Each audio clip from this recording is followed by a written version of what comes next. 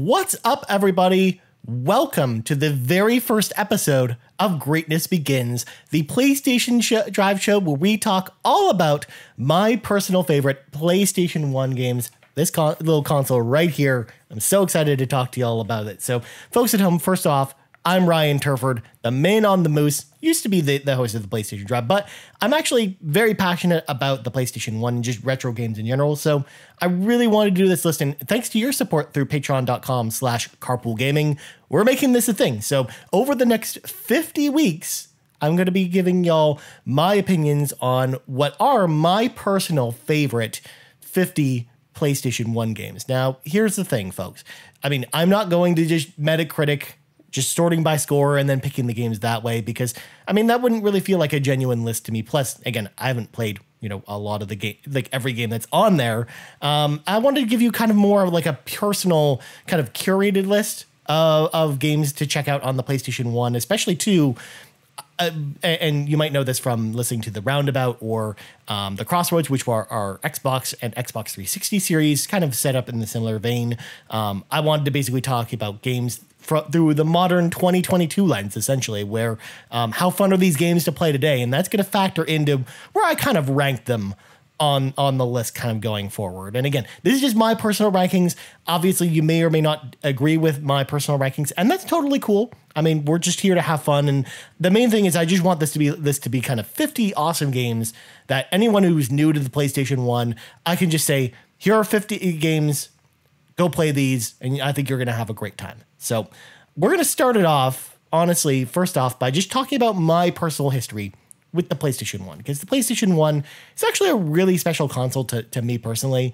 It's basically the console that, kind of brought me back into being a console gamer in a lot of ways. So, I mean, I'd always played, and I've talked about this on other shows before, but I've always kind of played console games kind of growing up. My first console ever was a Coleco Gemini, which there's going to be a upcoming history video about over the next couple weeks. So stay tuned for that if you want to learn more about that console.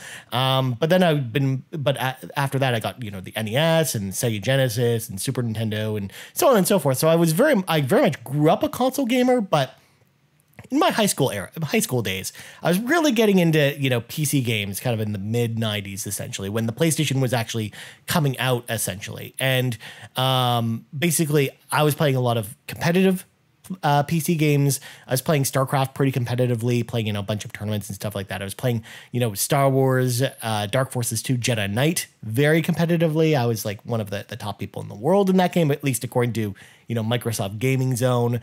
So I was really, really into PC games at the time. And it wasn't really until the PlayStation that kind of, brought me back around to being a console gamer in a lot of ways, because I loved RPGs. It was a genre that I wasn't really into, when I first was growing up, but it was a genre that I really discovered on the Sega Genesis. And I really wanted a console to help me play that. And all my friends had N64s at the time. And I knew the N64 just from, going over to my friends' places. Wasn't really the console for RPGs. But the PlayStation, after doing some research on the internet, definitely was. So I saved up my allowance and went down and bought, a PlayStation 1 with a copy of Lunar, the Silver Star Story Complete, which we'll talk about on a later episode. And I really enjoyed the console. I love the PlayStation 1.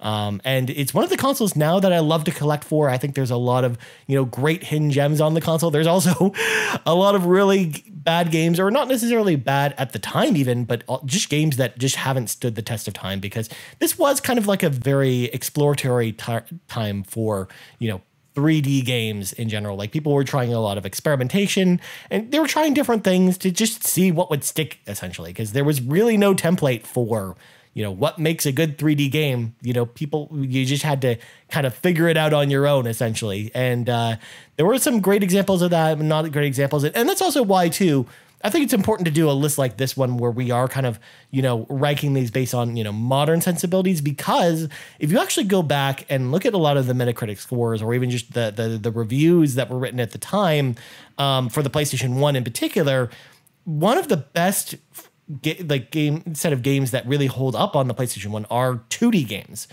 Games that, are not done in 3D because they're basically taking, games that probably would have ran on the Super Nintendo, but then adding, CD quality music to them, CG cutscenes, and then all kinds of crazy things to bump up the visuals and make them really pop in the way that, the Super Nintendo or Sega Genesis really couldn't.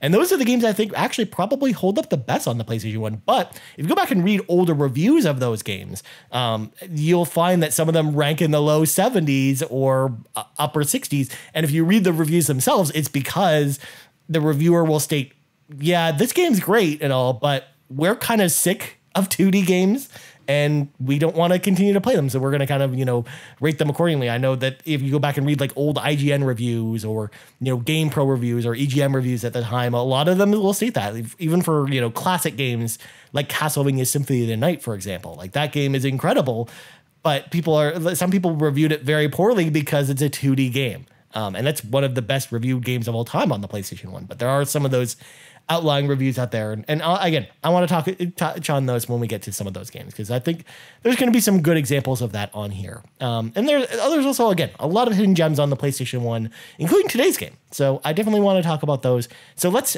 without further ado, jump into my very first submission for Greatness Begins, and that is Alien Trilogy. From Acclaim. This was actually, developed by Probe Software, which was basically a development company over in the UK. They actually were developed a lot of Alien games for other consoles, including the Sega Genesis, Super Nintendo. Especially if you ever played Alien 3 on those consoles, it was Probe that basically did all of those games except for, I think, the Super Nintendo one was the only one that they didn't do. But they actually had been around doing the Alien games for forever, essentially. And this game actually came out on February 29th, 1996 in North America. It also came later to the Sega Saturn as well. So it was definitely an earlier game for the PlayStation 1.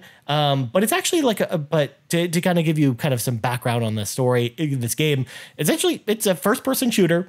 It's called Alien Trilogy. So in theory, you would think you would be playing through the events of the Alien Trilogy in this game through the first three movies, but you'd be wrong about that. I mean, first of all, you are actually revisiting locations from the Alien Trilogy, but you're not actually playing through the events themselves, if that makes any sense. So what was actually cool about this game as well at the time, and this was something I didn't know until doing research for this episode, is that the xenomorphs in this game, the aliens in this game, their movements were actually created using 3D motion capture technology, which we know nowadays is like kind of fuels a lot of, narrative based games or, games where we want to capture realistic looking movement. But at the time that this came out, this was very new technology because, again, this was kind of like at the birth of 3D games in general. So Acclaim had actually stated in 1994 through GamePro magazine, this would be the very first game to use 3D motion capture technology, which we know kind of is like really shaped the way games are kind of made nowadays. So it's kind of crazy to think about. And this is, again, something I didn't know going into this episode, assuming, of course, Acclaim was correct about this claim anyways. But the fact that this is the very first game to use motion capture technology is pretty outstanding. And I actually am so happy now to even be able to talk about this game on this list for this reason, because I think that makes this a really important game in a lot of ways. They kind of proves that technology works. Although, mind you, I will say playing this game recently, obviously, I can't really see the motion technology at work, because it does you can definitely see that the xenomorphs kind of moving around and whatnot, but for the most part, it doesn't really look more impressive to me than other games at the time. Although I would say probably in hindsight, it probably looks more, their movements look more impressive than something like Doom, for example, that came out around this time as well, or other first-person shooters that came out around this time. So kind of diving more into the game itself and kind of what you're doing in this game. So first of all, it is a first-person shooter. You are basically, running around, guns blazing. It's very much a Doom clone, but not really a Doom clone, because there's more exploration involved in this game, because you do have to find, a lot of key cards and stuff like that. And you do that in Doom as well. But I really find that there's more there's more thinking that you have to do as the player involved this time around. Whereas Doom, for the example, you just explore the map and eventually you find the keys, essentially. Whereas you kind of do this in this, but there are some small puzzles that you have to solve along the way and whatnot to kind of, get to where you need to get to in order to get the keys to open certain doors and stuff like that, or kind of figure out your way through certain parts of the levels. But otherwise, for the most part, it's a very arcadey feeling shooter. It's a fast moving shooter. And honestly, it's a lot of fun to play. I think the gameplay in this game is really fun today. Like if you like, arcadey shooters, like if you like the original Doom, or if you like, modern arcadey shooters, like stuff like Serious Sam, for example, I think you're going to really dig this game if you've never played it before. I think it's surprisingly fun, as the YouTube thumbnail has gone on to say. But the story itself, kind of all over the place for this game, because essentially you play as Ripley in this game, but she's a Marine in this game, as opposed to, being Ripley, which is just weird to think about. So essentially the game starts off on LV-426, kind of during the aliens kind of colony that you're going to from that movie. And as Ripley, a part of the Marine Corps, all the other Marines have been killed or wiped out by an alien ambush, essentially. And you, as Ripley, need to basically go and kind of make your way to the atmospheric, processing plant, which is where kind of the finale of Aliens takes place, and basically take down the Queen Alien. And then from there, it then goes to Alien 3, because Ripley, takes off from LV-426, but then crash lands on the prison planet from Alien 3.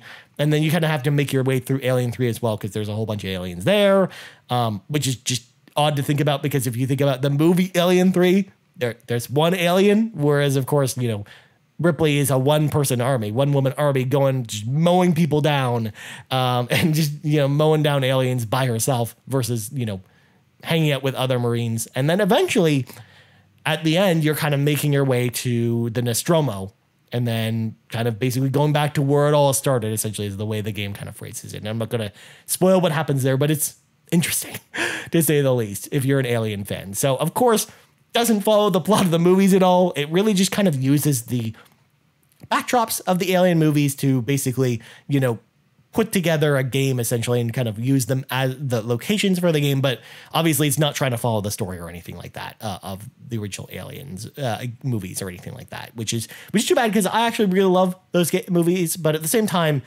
as we kind of saw with Alien 3 on, the Sega Genesis and Super Nintendo, kind of hard to make a game out of, that game in particular. Like if you're going around and you have one alien there, sure, it worked with something like Alien Isolation, but 2D game on a Sega Genesis, or even like an early 3D game like this one, it would have been tough to get that concept across, especially because we hadn't really, at the time this came out, we didn't really have a lot of, big horror games on the PlayStation 1 at that time anyways, that were about you kind of running away from the enemy. There was, we were beginning to kind of see, survival horror kind of creep in, but for the most part, you didn't really have, stuff like Outlast or anything like that come out.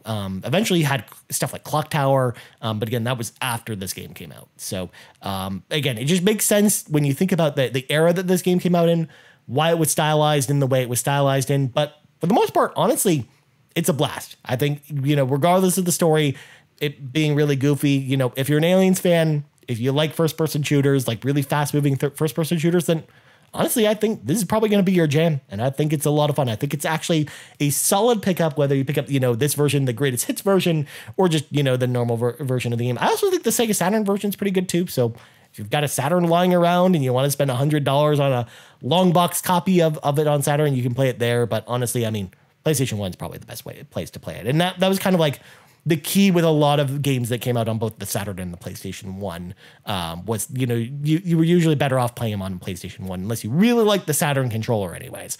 But anyways, I think that's going to do it for this look at Alien Trilogy on the PlayStation 1. I think it's a great game, but what do you think about Alien Trilogy? Let me know in the comments below if you're watching on YouTube, or you can hit me up on Twitter anytime at Ryan Turford. You can also hit us up on Twitter at Carpool Gaming, as well on YouTube at youtube.com/carpoolgaming, and on podcast services around the globe. We're also on Patreon, patreon.com/carpoolgaming. And that's important to note because huge thank you to all of our patrons, of course, for making this show possible. Because obviously if we didn't have your support on Patreon, this show wouldn't exist. So I want to say thank you to everyone in the community for both voicing that this is a show that you wanted to see, but also, supporting us on Patreon and making sure we met the goal in order to put out Greatness Begins. I'm so excited to talk about PlayStation 1 games with you guys over the next 50 weeks. But until next week, my friends, I'm Ryan Turford. Thanks for watching this look at Alien Trilogy, and I'm out.